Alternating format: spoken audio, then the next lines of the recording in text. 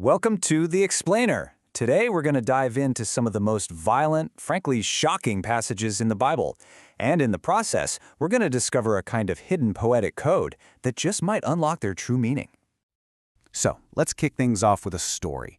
There was a church that was reading through the Psalms, but when they got to this verse right here, from Psalm 137, they just skipped it. The church secretary, she just couldn't bring herself to read such a brutal line and then follow it up with a prayer of praise. And I mean, you look at those words. Can you blame her? So yeah, that brings up a really tough question, one that has bothered readers for centuries, including some pretty famous thinkers like C.S. Lewis. Are these just angry sub-Christian rants that we should probably just ignore, or is there something deeper going on here? Well, these violent prayers have a name. They're called imprecatory psalms. And get this, they aren't just one-off weird verses. They show up all throughout the Psalms, in the writings of the apostles, and even in the book of Revelation, where you have souls in heaven literally crying out for vengeance. So this is not some fringe idea. It's a theme that's actually woven all through the biblical text. So this is where we kind of have to shift our thinking. What seems like just a vicious call for personal revenge is actually something way more sophisticated. It's an appeal for divine justice. These prayers aren't throwing morality out the window. No, they're demanding that God be true to his own character as a righteous God.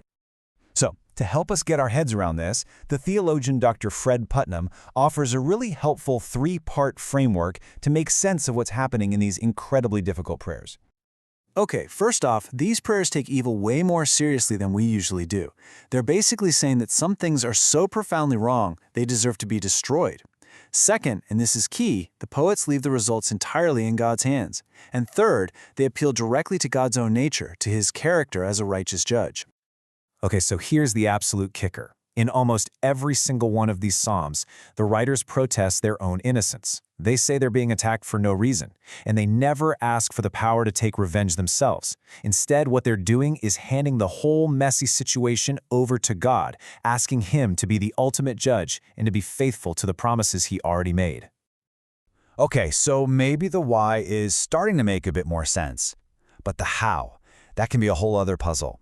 Because the Psalms are poetry, and they are filled with this dense, layered imagery that really forces us to dig deeper than just what's on the surface. Just take a look at Psalm 18. I mean, what's going on here? Is the author just, making a list of every defensive thing he can imagine? A crag, a fortress, a rock, a shield? What's the connection? Well, this isn't just a random list of metaphors. It's more like a symphony built around one single powerful idea. To figure that out, we have to look behind the individual images and find the one concept that holds them all together. What is the one big idea that unites all these different objects in the exact same thought? And the key, the thing that unlocks this whole puzzle, is something called a foundational metaphor. This is the invisible logic that so much of biblical poetry is actually built on. Picture a massive skyscraper. You can't see the foundation from the street, right? But that invisible structure is holding up the entire building. Or think of it like the root system of a giant tree. It gives life and structure to all the branches you actually can see. So for all those images back in Psalm 18, the crag, the fortress, the shield, the root, that foundational metaphor is stunningly simple and powerful. God is a safe place.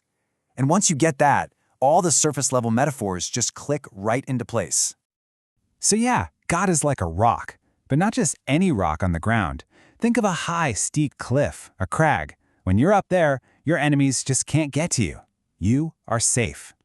And he's also like a fortress, a place that's been specifically built up and reinforced to make it an even more secure refuge.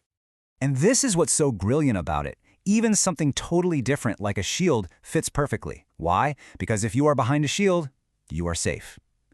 Every single one of these images flows from that one foundational truth. All right, now let's take this idea and apply it to another really famous psalm, Psalm 1. It turns out this poem is built around two totally distinct foundational metaphors that switch right in the middle of the poem. Pay close attention to the verbs here. Walk, stand, and sit, or maybe a better translation is to settle down.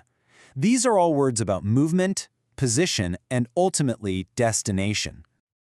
So the first foundational metaphor is one we use all the time. Life is a journey. The path you choose determines where you end up.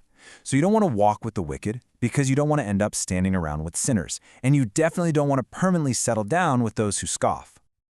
But then, bam, the poem just completely switches gears. It moves from the language of a journey to a totally different world of images. The person isn't a traveler anymore. Now they're like a tree. And that brings us to the second foundational metaphor. People are like plants. They can be fragile and temporary, like grass that just withers in a day, or they can be strong and fruitful, like a tree with deep, healthy roots. And this is where the details get really cool. See, the original Hebrew word suggests this tree was actually transplanted, and it's not planted by a natural river, but by man-made irrigation canals. That implies intentional, deliberate care. So there's an even deeper metaphor at work here. The Lord is a gardener who moves his people to the perfect spot to make sure they thrive. So, what's the big takeaway? It's that poetry isn't just pretty words. It's a whole different mode of communication. It's an invitation that says, hey, slow down, think about this, reflect, imagine. And it asks us to look for those hidden structures, those foundational metaphors that are holding the whole thing together. And you know, this whole way of thinking isn't just for dusty old poems. We all use foundational metaphors every single day, and we often don't even realize it.